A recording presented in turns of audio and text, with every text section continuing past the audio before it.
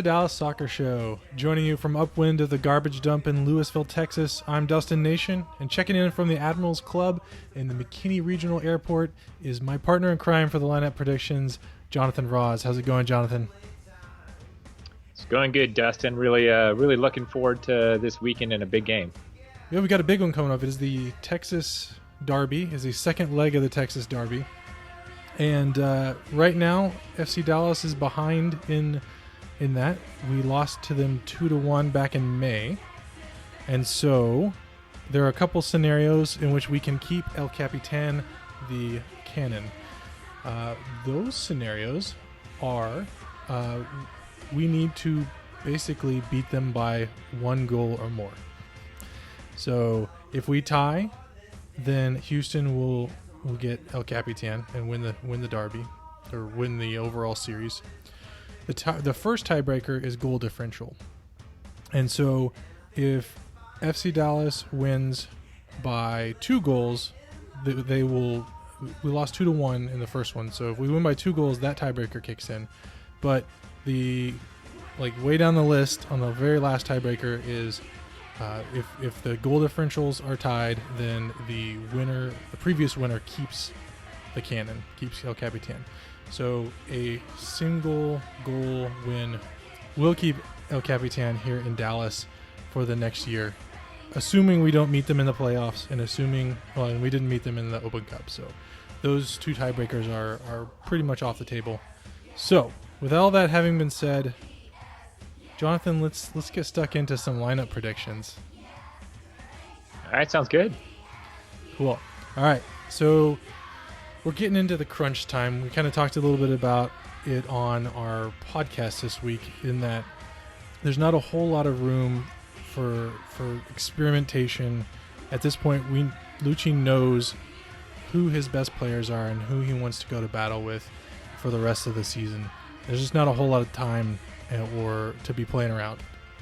So, with that being said, we're going to assume the previous lineup that started the match is, we'll call it the base, and then we'll talk about, instead of just going all the way up through the lineup, we're going to just talk about who we think will be, or what we think will be different this week compared to the previous match. So let's start by going through the previous roster and setting the base there. The back line was Hollingshead on the left, Cannon on the right, and the center backs were Matt Hedges and Redo Ziegler. The midfield was Brian Acosta in the 6, with Jesus Ferreira and Paxton Pomacall ahead of him. And the top 3 were Brian Reynolds, Dominic Baji, and Michael Barrios. All right. So, in that match, that particular group came out very flat. The second half introduced Zdenek Ondrejsik and pulled out Brian Reynolds. So, with all that being said, what changes would you make this week, Jonathan, going into the final leg of the Texas Derby against Houston? Yeah, so Dustin, I have to agree with you that, really at this point, the rotation is going to be very, very limited. And if I'm Luchi, really, I have 2 things I want to accomplish through the rest of the year. One is obviously to make the playoffs, and this game against Houston is a really important one. Maybe it's not do or die. I think it's probably do or die for Houston. It's pretty close to do or die for us. So I think that you're probably not going to see a lot of rotation. I think the other thing that Luchi has to accomplish through the rest of the year, and you're going to have to think about as we're picking out players, is we've only got 7 games left of the season. They didn't make a lot of new acquisitions this year. This is really Luchi's opportunity to determine, who he's going to play next year. Right? Are there areas that he needs to be able to make decisions? Are there areas that he needs to be going outside in the market and looking for additional players? So I think to me those are the 2 big goals for Luchi. But playoffs is first. I will throw you a question after this just to see kind of what you think a little bit about how that impacts some changes. But from a personnel perspective, I think that the way that they started the second half is going to be their starting personnel, which means basically is just one change from the starting 11 last week, and that is to start Cobra, the guy that you and Armand were just throwing a big party for earlier this week. I do think that Cobra. That's right. Cobra is. I agree that Cobra is going to get that start. The only other question is really about what do you do at wing? And to me, it's either you push Baji out there. Obviously, if Santi was healthy, I think we're assuming the official injury report's not out. But from everything I've read from people I've talked to, I think Santi's not going to be starting this week. So it's going to be either Baji. The only other person I could think of is I thought Pepe looked really good when he shifted up there later in the second half. So when he first came on, it came on for Jesus. He sat basically in that same position as Jesus did, maybe a little bit more of a second striker, but he also was played in the midfield quite a bit. He looked really good when he shifted to the wing as well. So yeah, he made some actually pretty good tackles in our own box. Man, he made one really fantastic tackle. I remember seeing that, and overall he looked really good. I don't think it was enough for me. If I'm Luchi going into a must-win game, I think I'm still probably going to put Baji in that left wing position versus bringing in Pepe or somebody like that. So that's the only personnel change that I would make. What are you thinking, Dustin? I'm right there with you. I that is my lineup as well. I am super excited to see Cobra in the Texas Derby. I remember last season, at the beginning of the season, when we still had Anton Nedyakov, the Bulgarian butcher, or whatever his nickname was, right? And he had that potential to become like that cult favorite player, that cult hero, where like in the Derby he'll come in and throw a crunching tackle or something. He had that potential, but then he went home. I think that Cobra has that same level of potential with his personality, with his just his fire and drive. If he has a good game and does something awesome in this match, he's gonna win over like everybody. And he's already started to win over a lot of the fans. You can see the mood and the thoughts about him changing online. Almost everything I've read is overwhelmingly positive about the guy. No one's dogging on him like they were. People are still skeptical, rightfully so, right? But you can't look at what he did last week and not be excited about what he could possibly bring this week. He still has to do it, and he still has to prove that wasn't a fluke. But if something happens that's just a crunching tackle, maybe he sticks up for a player again in the Derby, he scores the winning goal, something like that happens, like there's no stopping the popularity of this guy in this town. So all that to be said, I am going to be really boring and copy your starting personnel lineup. That's because it's a perfect lineup. I understand, Dustin. But to me, if I go back and I look at that game, I know everybody, including yourself and Armand and others, have been really raving about Cobra, and I think Cobra did a fantastic job in that second half. If I look at things tactically, if I look at the way that we played, especially in the second half against LA and the first half of that game in Montreal, things. We really didn't have a lot of creativity. So in both cases, the defenders, right? So LA or Montreal, set back in the box, played very compact, and we had difficulty really creating any reasonable chances. And so I think part of that is lack of movement. So if you look at just the off the ball movement from different players, you would see either Paxton or Ferreira taking the ball up, and then maybe Mikey would make a run or something like that, and they would get it out to the wings.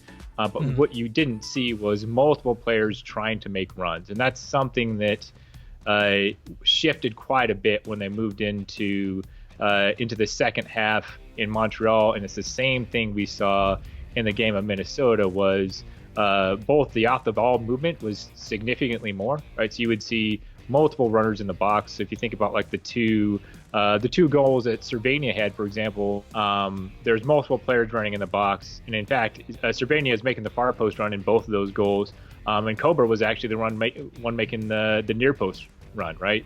And I think that type of movement opens up opportunities for all of the players, and you know, the other, I think, big tactical change that I saw when I went back and looked at the game was Luchi really pushed forward the two offensive midfielders. So we saw Paxton and Ferreira playing right behind the front three versus playing further back in the field, and we saw almost a three-man back line. So we would see one of either Cannon or Hollingshead pushing forward, or even in some cases we even saw Hedges make runs all the way to the 18.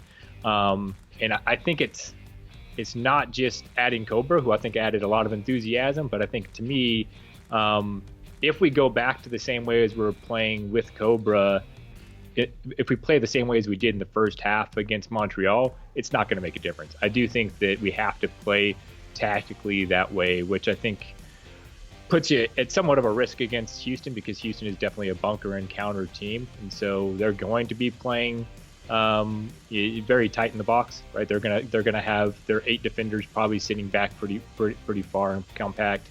So it's gonna mean that Hedges and Ziegler and Acosta, probably those 3, have to have really good games to keep them in check. But I think if we can create that kind of tactical changes, if we can put that kind of pressure on Houston's back line, that we'll see good results from Cobra and the whole team. So, I mean, to me, that's the bigger thing that I'd like to see us change versus changing out personnel. That's a fair point. Yeah. Personnel doesn't matter if you get the tactics wrong. So, yeah. You said you had a question for me earlier. Yeah, still have that question? I did. So I do still have that question. So thinking about how you said we're locking down, we're assuming that the rotation is getting locked down. So what are you going to do with players like Jesse, the winger Jesse, with Jesse, Coleman? You've got, let's say, in the midfield, you've got Hayes and Cirillo. I mean, how do you make, if you're Luchi, how do you make decisions on, especially some of those newer players you just haven't really seen, like people like Jesse, right? How do you make a decision on whether or not that continues to be a need next year, while continuing to push for the playoffs? That's a good question. I think that at that point you've got to just rely on what you see in practice, in training, because unless we just become mathematically eliminated from the playoffs, the team's goal is to make the playoffs. That's what they said from the beginning. And if the player doesn't factor into Luchi's plans and Luchi's belief in who is going to help him get there, then you just gotta watch them in training, and that's all you can do, right? I mean, we have the new USL team in North Texas SC, but as we saw this week, none of the first team players traveled with the team. So it looks like everyone's going to be in consideration for making the bench and for helping out and playing bit parts, but I mean, I think there's not really much else you can do in that situation, which kind of stinks. But you'd like to be in the situation where points, you've already locked it in, and you can kind of experiment and see what's gonna work, and then hit your stride right at the end of the playoff, right as the playoffs start. But barring that situation, or being mathematically eliminated, I don't think we'll see a whole lot of experimentation. No, and I would agree. Not a interesting or revolutionary answer, but that's what I got. So do you think we see Coleman in the 18? Do you think we'll see Coleman play again this year? I think if we lose the next 2 or 3 games, we might see him towards the end of the season. But I don't think that if we're in the hunt and we're in that dogfight, I don't think we see Coleman don the hoops, as it were, again before he is relinquished to go seek greener pastures. Yeah, I would agree. So I know we've been doing the prediction on score. I do have kind of one bonus prediction. I'm gonna throw at you first. I'm a little scared now. So yes, you should be. So I'll let you. So I'd love to see what's your prediction for Sunday night's man of the match. So who do you think is going to end up man of the match? Well, I mean, I think the easy call there would be to call for the man of the match to be Zdeněk Ondřejsek, right? That would be the story of the year, I think. I don't think that necessarily will be the case. I'm gonna go with, and he's looked kind of off the past couple weeks. He's talked to Armand about having a nagging hamstring injury throughout the season that's come on and come off, and he's been battling it almost all season. But I think I'm gonna give the nod for man of the match for this game to be Paxton Pomykal having a huge turnaround from his previous game. That's my man of the match prediction. How about you? I think FC Dallas fans would be very excited to see Paxton have one of those performances, because I think it's been a while since we've seen that out of Paxton. So that would be great. I'm going to go with the Swiss Army knife, Ryan Hollingshead, to get the man of the match. I feel like this is if Luchi plays the tactics that I at least hope that he does, it's really an opportunity for people like for Ryan and for Cannon to push forward and get involved both offensively and defensively. So I'm going to go with Mr. Hollingshead. I can see that happening as well. The other, I guess, dark horse I was thinking about was Reggie Cannon, maybe getting his third goal. That'd be interesting. Yeah. But as far as scoreline predictions, I'll go ahead and start this time, unless you would like to give a scoreline prediction. Go for it. I'm going to give a 3-1 shout FC Dallas's way. El Capitan stays right where he's at in Legacy Hall. Well, that's where he's at today, over in the stadium in Frisco. That's my shout. I think the goals will come from Paxton with a goal, Barrios, and why not Hollingshead? Why not? All right. I'm gonna go with the win as well. I mean, this is a must-win, and Houston is, I'm gonna say, a dumpster fire almost when it comes to away games. They won their first away game this year. I think it was against Colorado. Since then, they've won one game out of 11 with no ties. Right, so they've been really bad on the road. They've got a new coach. I don't think that they have a lot to play for this year. I do think we win. I think it's going to be a 2-1 win. I think we are going to give up one to probably a counterattack. And my two goals, I'm going to go with Ryan Hollingshead. I almost kind of have to, because I chose him as a man of the match. And the second one, I'm going to go with Baji. I think it would be nice to see him get on the score sheet again. Agreed. All right. Well, you can see how close we are with all of these predictions on Sunday night. Is it 7 or 7:30? 7 o'clock. FS1. The fantastic Mark Followell will be announcing for the national audience as well. So fantastic. Everybody else gets to know what we already know about Mark Followell, and you can catch us on your podcast feed in your podcast app. You can also catch us on your YouTube channel, our YouTube channel. If you're listening right now, you can head over and see our smiley faces on YouTube. Our website's DallasSoccerShow.com. We're on Twitter as @DallasSoccerShow. Jonathan is JonathanRoz12. I forgot it that one time, but I got it every time since. And if you like this show, tell a friend. Spread the word. And we'll see everybody at the stadium on Sunday night. Thanks for joining me, Jonathan. No problem, Dustin. Take it easy, everybody.